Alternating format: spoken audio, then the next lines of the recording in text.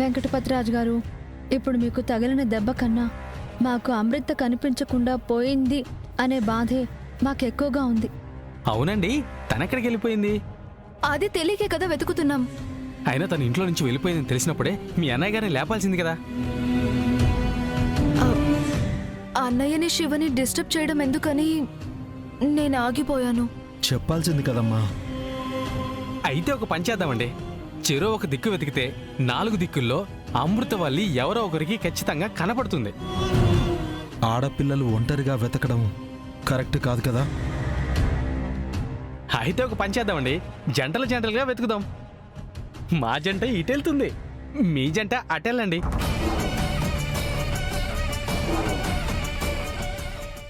అంటే అది ఒకరికొకరు తోడు ధైర్యం ఉంటుందని.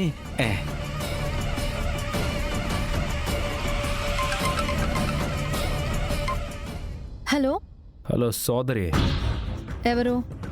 నీ సోదరుణ్ణి గుర్తుపట్టలేదా? అప్పుడే ఎలా మర్చిపోతావు శివా?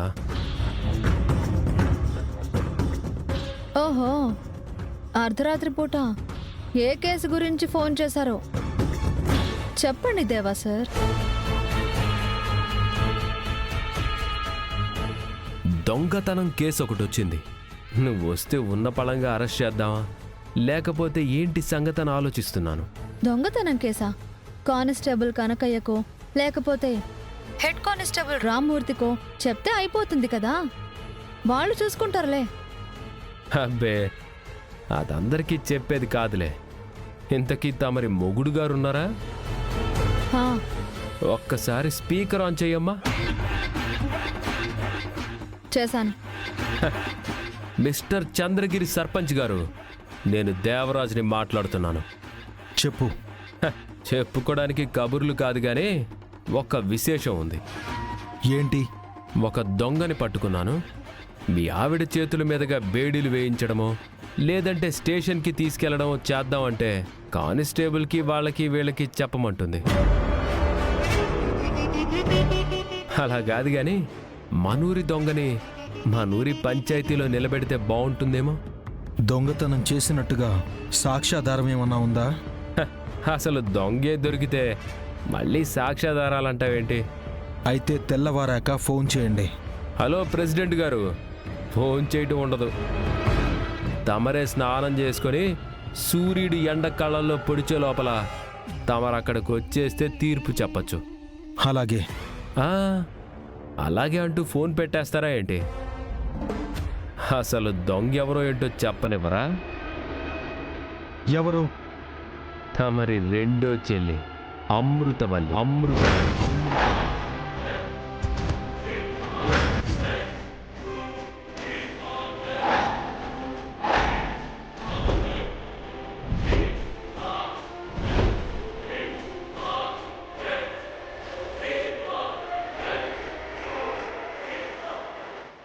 దొంగతనం చేస్తే శిక్ష ఏంటో, పంచాయతీ ఆచారాలేంటో ఒక్కసారి ఆ రచ్చబండ పుస్తకం తిరగేసుకొని పంచాయతీకి గబుక్కుని వచ్చేసేయండి. ఉంటాను.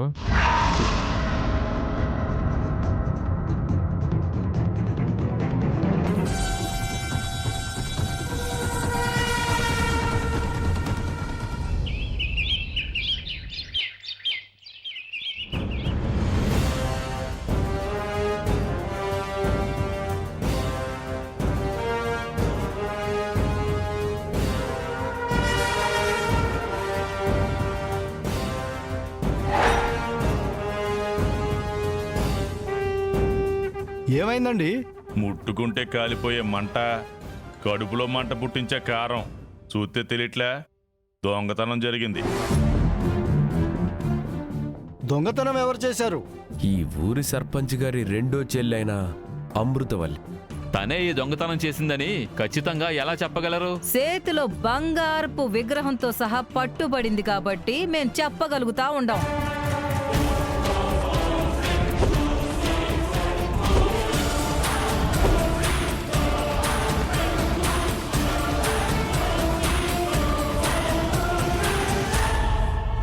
అయినా ఇదేం పంచాయతీ అయ్యా?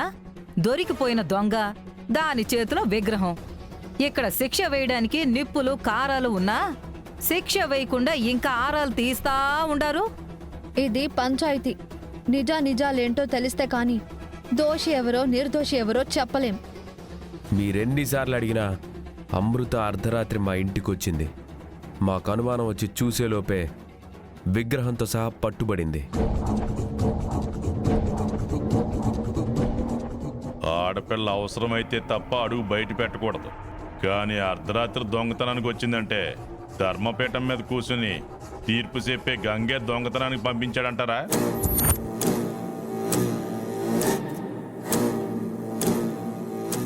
కారణం అదే అయి ఉండొచ్చు నాన్న.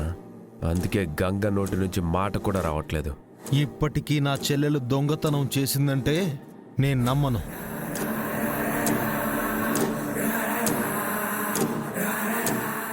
మా అమ్మ మాకు కష్టపడి సంపాదించడం నేర్పించింది గాని మీలాగా అడ్డదారుల్లో సంపాదించడం నేర్పించలేదు. అవునన్నయ్య, అలా సంపాదించాలి అంటే అమృత దొంగతనమే చేయాల్సిన అవసరం లేదు. నీలాగా పోలీస్ డ్రెస్లో కూడా సంపాదించొచ్చు. నువ్వు చెప్పిందే నిజం అనుకుందామమ్మా. కానీ దొంగతనానికి కాకపోతే అర్ధరాత్రి మా ఇంటికి ఎందుకు వచ్చిందంట?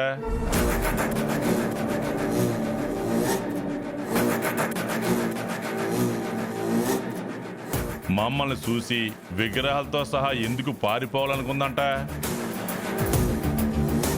అమ్మా అమృత, అడుగుతున్నారు కదా, దానికి నువ్వు సమాధానం చెప్పాలి. అన్నయ్య, అది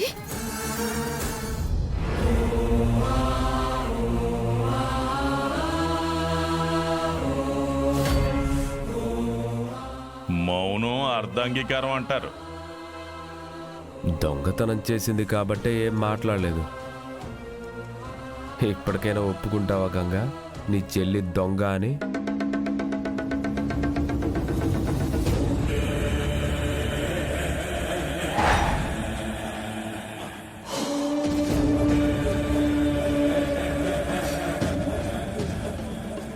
అమృత ఇలాంటి పని చేయడం ఏంటి? పంచాయతీలో తీర్పు చెప్పాల్సిన వాడు కూడా మౌనంగా ఉండిపోయాడు. అంటే చెల్లెలు చేసిన దొంగతనాన్ని ఒప్పుకున్నట్టే.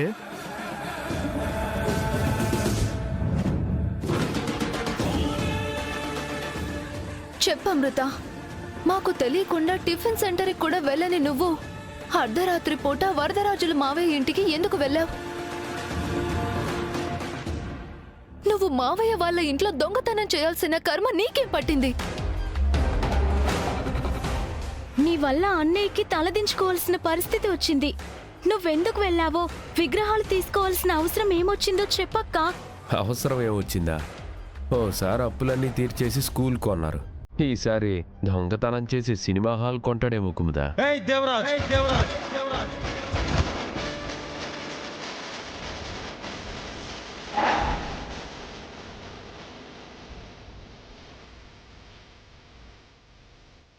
ఆవేశపడకు గంగా, ఆలోచించు. నీ చెల్లి దొంగగా ఎందుకు మారిందో ఆలోచించు.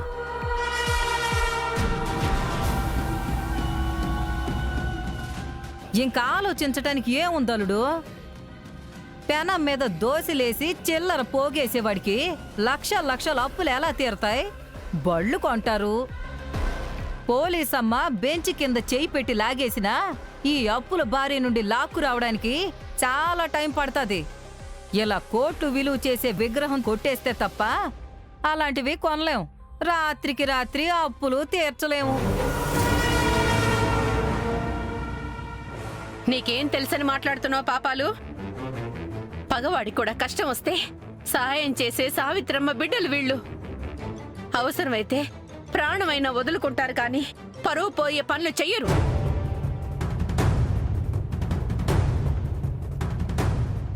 అమృత, నువ్వు నోరు విప్పి నిజం చెప్పే వరకు ఈ జనం నోళ్లు మూతపడవు. అసలేం జరిగిందో నిజం చెప్పమ్మా.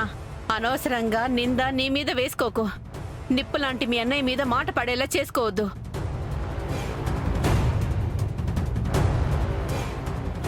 ఏం జరిగిందో నేను చెప్తాను.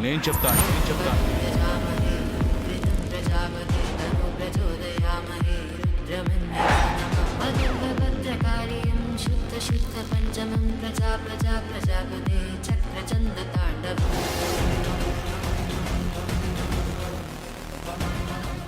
నువ్వేం చెప్తావురా? జరిగిందేదో జరిగిపోయింది. ఆ విగ్రహం అయితే ఎక్కడికి పోలేదు కదా, ఇక ఇంతటితో వదిలేండి అని చెప్తాను.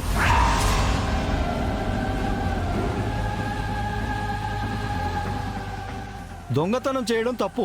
అలా ఎలా చేసిందయ్యా? గంగా, నువ్వు నీతిగా నిజాయితీగా పెంచావు కదా, దోషిగా పంచాయతీలో నిలబడింది. ఇప్పుడు నువ్వే తీర్పు చెప్పాలి. దానికి తగ్గ శిక్ష కూడా నువ్వే వెయ్యాలా? అసలు నువ్వు దొంగతనం చేసిన విగ్రహం ఎక్కడమ్మా? రేయ్, ఆ దేవుడి విగ్రహం తీసుకురారా. అలాగేనయ్యా.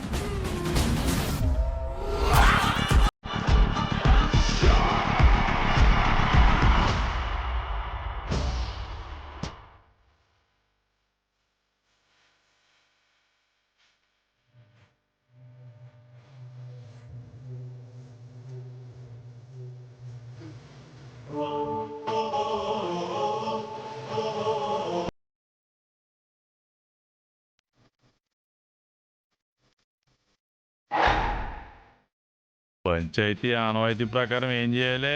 ఇందాకే మన ఊరి పెద్దలు చెప్పారు కదా నాన్న, శిక్ష వెయ్యాల్సిందే. శిక్ష అంటే కళ్ళల్లో కారం కొట్ట.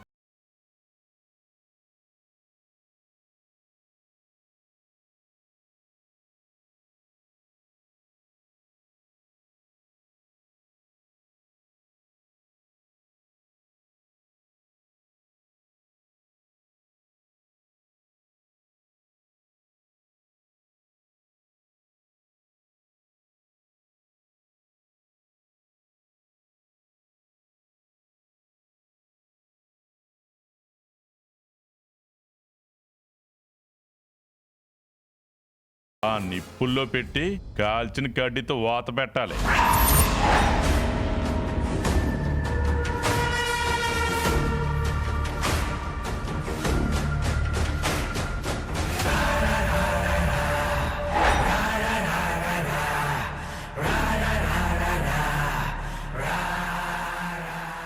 ఇది అన్యాయం. అమృతవల్లి దొంగతనం చేయలేదు.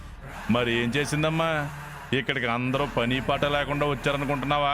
ఏదేమైనా ఒక ఆడపిల్లకి ఇలాంటి శిక్ష వేయడానికి మేము ఒప్పుకోము. మీరు సాక్ష్యాధారాలు చూపిస్తున్నారు కాబట్టి దానికి ఎంత కావాలో చెప్పండి, డబ్బులిస్తాం. అంతేకాని ఈ శిక్ష మా అక్కకి వేయకండి. పంచాయతీ ఆచారాలు నీకేం తెలుసమ్మా? తప్పు చేసిన వాళ్ళు ఆడైనా మగైనా అందరూ సమానమే. శిక్ష తప్పదు. కోర్టులో అయినా నిజం తెలిసే వరకు వాయిదా వేస్తారు కదండి. ఇది కోర్టు కాదండి, పశువుల డాక్టర్ గారు, పంచాయతీ. నిజం రుజువైతే ఆ క్షణమే శిక్ష అనుభవించాల. మొన్న శివపార్వతి గౌరీ కేసు విషయంలో పంచాయతీ పెడితే 50 కొరడా దెబ్బలు కొట్టించారు కదా.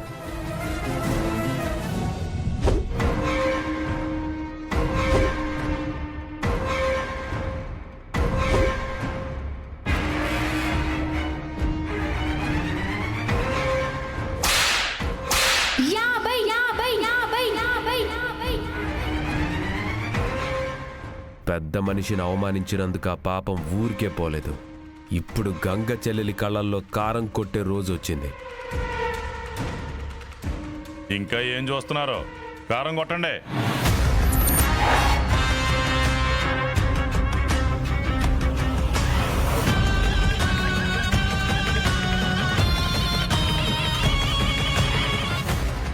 మీకు దండం పెడతాను, మా చెల్లికి ఎలాంటి శిక్ష వేయకండి.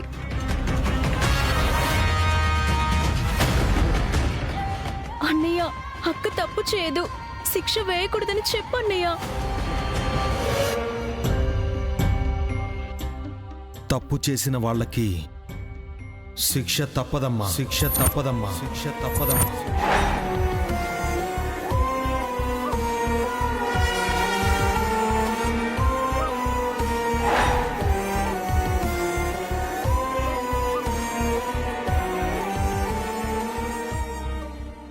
మీ చెల్లి దొంగతనం చేసిందంటే నువ్వు నమ్ముతావా బావా?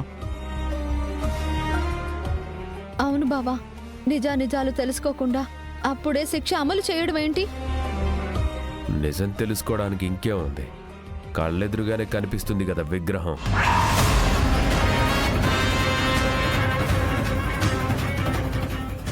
నిజం తెలిసింది కాబట్టే గంగ కూడా శిక్ష చేయడానికి సిద్ధపడ్డాడు. మీరంతా అడ్డుపడతారేంటమ్మా? ఇదంతా మోసం. మీరే కావాలని మా అక్క మీద నిందలు వేస్తున్నారు. నాకు శిక్ష పడతా ఉంటే ఆనందంగా చూసావు కదమ్మా. అదే శిక్ష మీ ఎక్కకు పడుతుంటే చూడలేకపోతున్నావా? వీళ్ళంతా అడ్డుపడ్డం మావులే గాని ముందు శిక్ష అమలు చేయండి. ఎవరు చేస్తారు? ఇంకెవరో ఎందుకు, మీరే చేయండి. ఎవరైనా అవన్నీ చేస్తే మజా ఉండదబ్బోడా. వాళ్ళ అన్నయ్య కారం కొట్టాలా, వాళ్ళ అన్నయ్య కారం కొట్టాలా, వాళ్ళ అన్నయ్య కారం కొట్టాలా.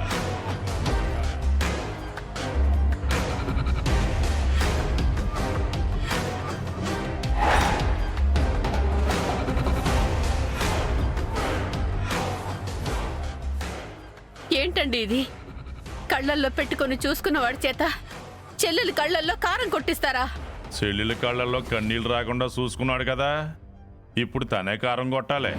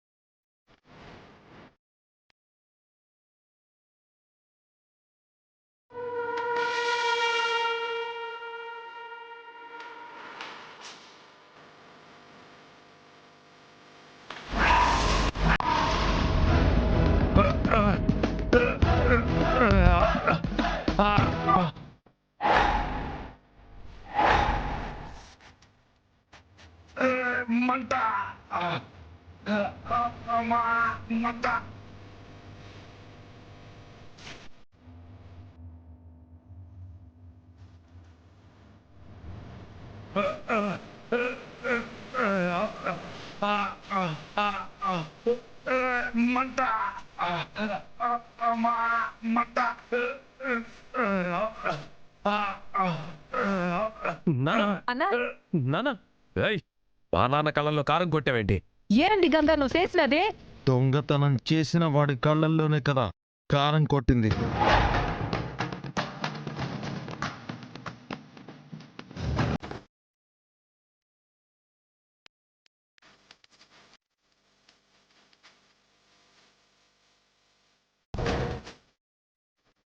దొంగతనం చేసింది మీ చెల్లెలు కదా మా నాన్న అంటావేంటి? ఆ విగ్రహం 12 ఏళ్ల కిందట మాయమైన స్వామివారి విగ్రహం.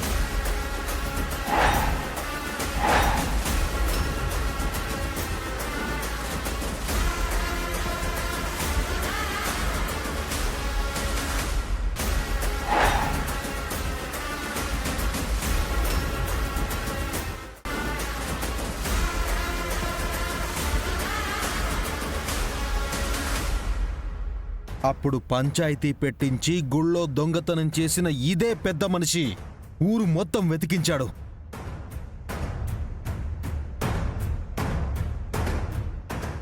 కాని ఇంటి వైపు ఎవ్వరూ కన్నెత్తి చూడలేదు.